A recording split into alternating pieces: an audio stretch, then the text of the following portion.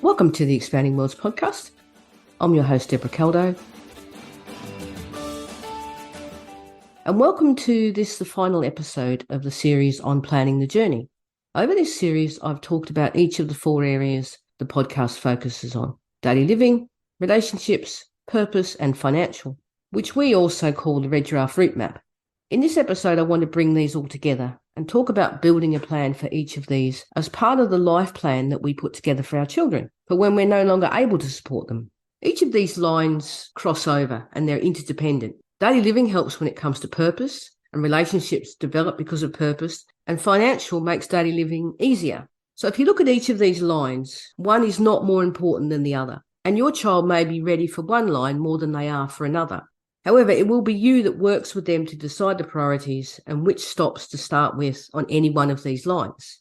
But it helps to have a structure to do this, and that's exactly why we developed the vocal method to help us support our daughter as she travels along each of these lines. Vocal stands for vision, options, create, assess, and legacy. Vision is about picturing how the future will look for that particular stop. It's about having a goal and something to aim towards. Once we know what we're aiming for, we can think about the things that need to happen to make that vision a reality. After we picture a vision, we need to identify some of the options for each stop. As part of that, we need to look at our children's strengths and their limitations. Create is about putting in place plans to implement whichever options are right for your child. This is very much about the doing.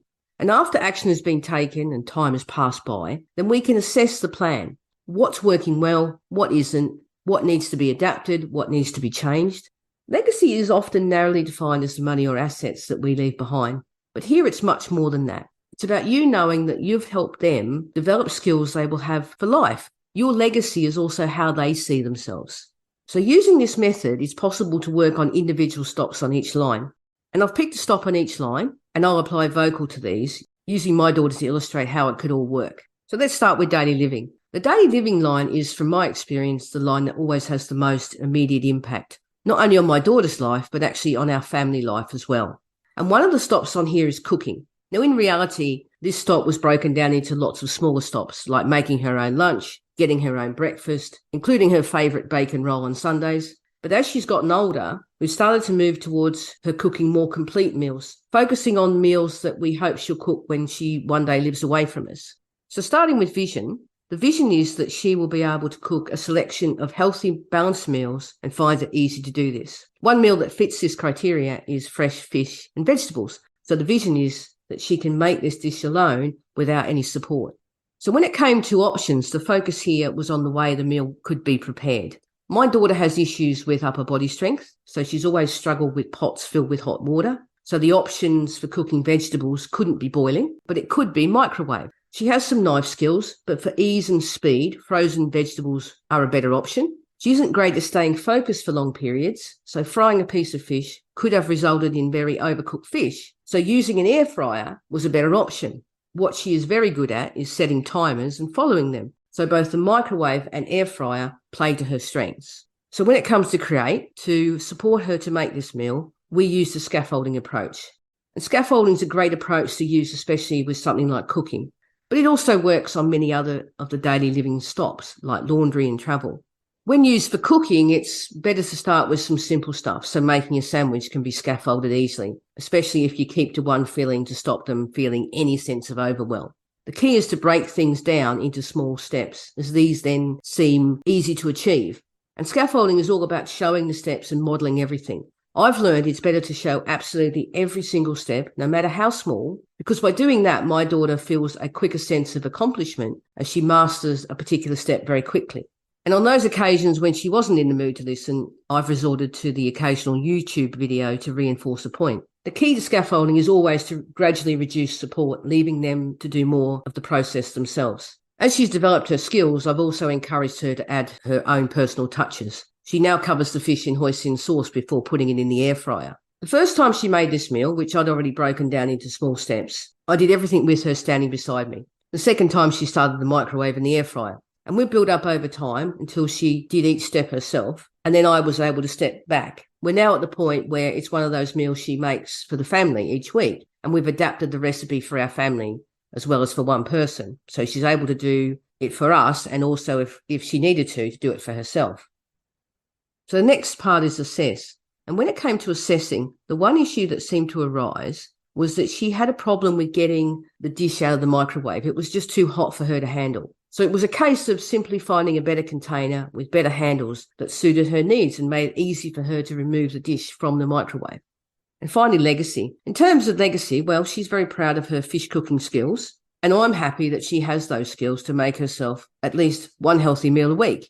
So the next line is relationships. And as I said in the episode on relationships, this is often the most challenging line for our children. I know that my daughter finds relationships hard work, especially when it comes what to say and when to say it.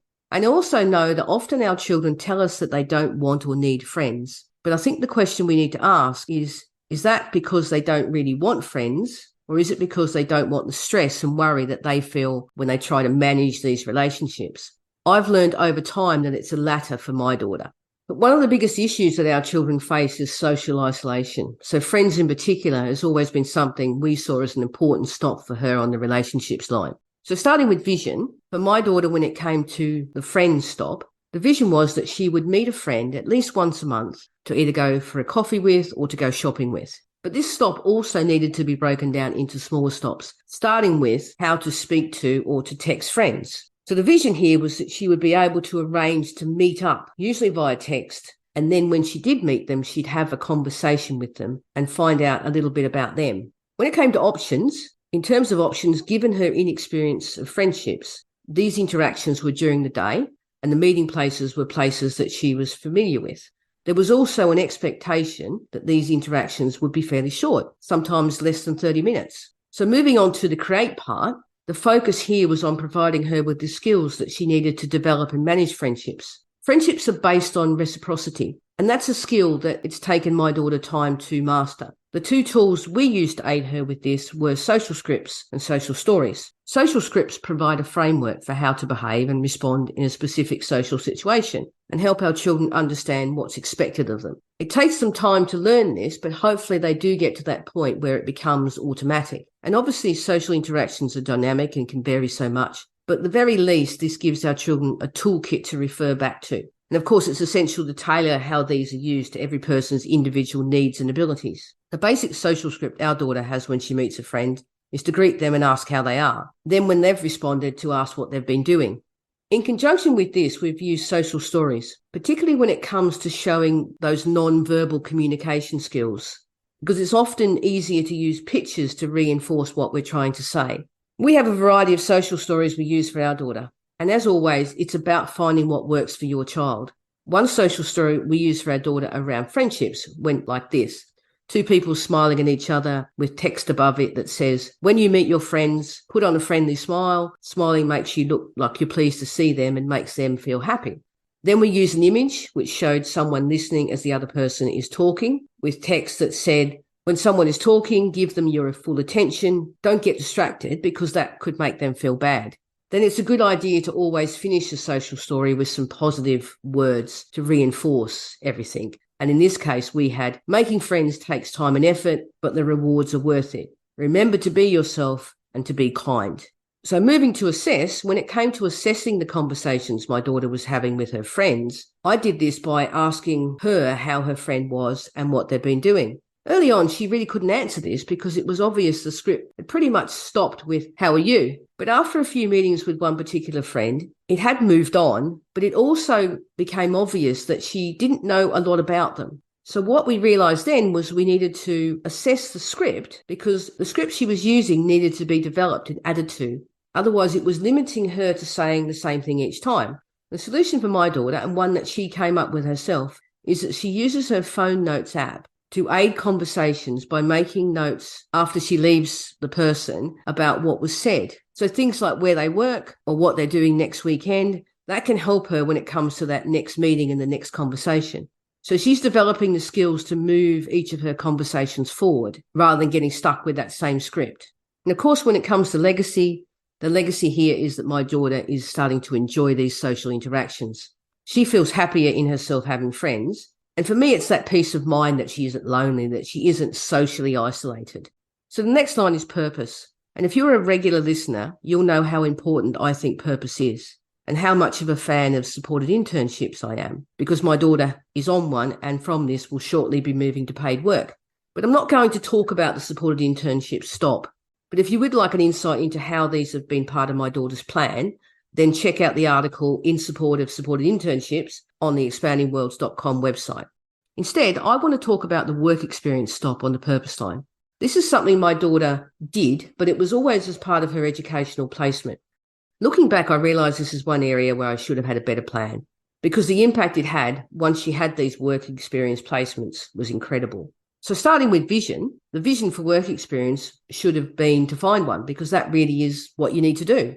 When it comes to options, I think we could have used our network to identify options. In fact, I should add here that I did in fact find my daughter work experience, and it was through a friend of a friend. However, COVID put paid to that. So I might be a little bit overly hard on myself here.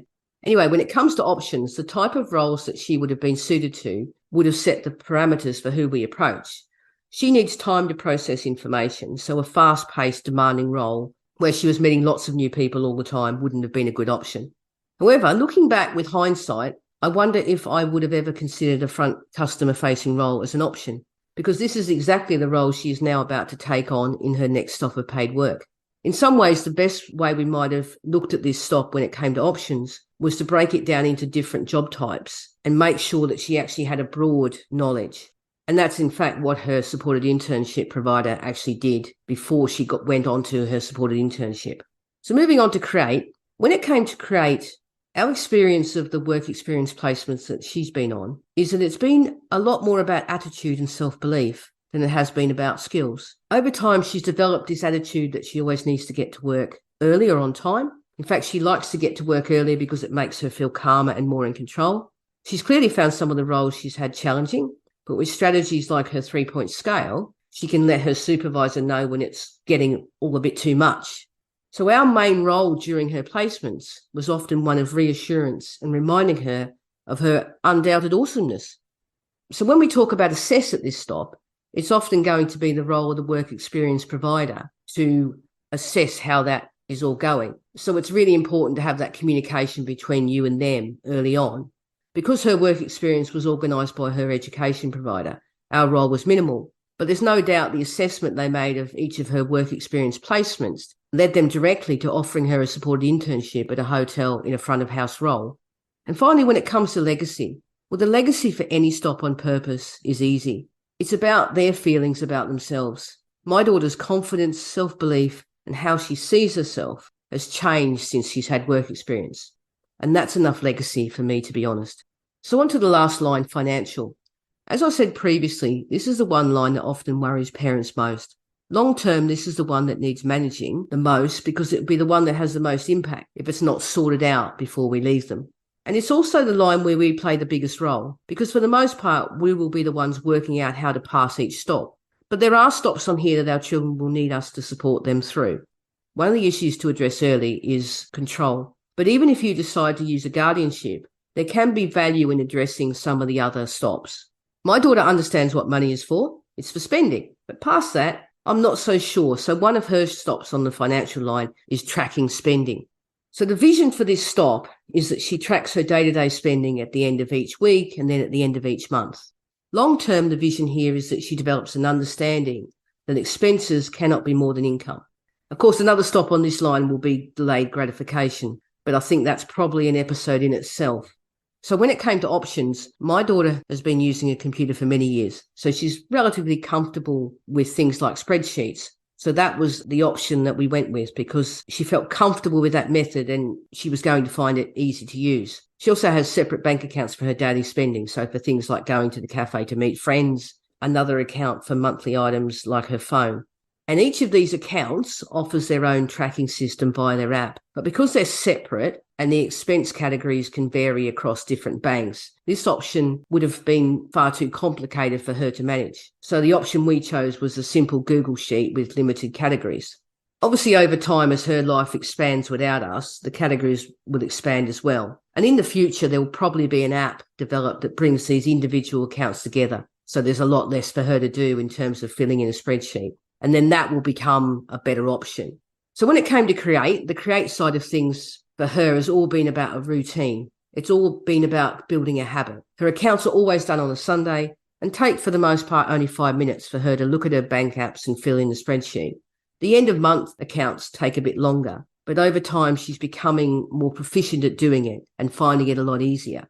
And in terms of assess, we still supervise her filling in the spreadsheet, but assess here is also about determining if she's seeing that link between income and expenditure, particularly at the end of each month.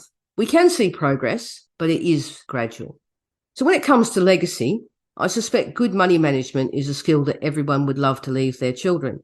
But when it comes to the financial line and our life plan for her, we will be using a trust to protect most of the money that our daughter needs. But there will still be money she'll manage herself. And so the legacy will be that she's able to manage her own money most of the time pretty well. Thanks for listening.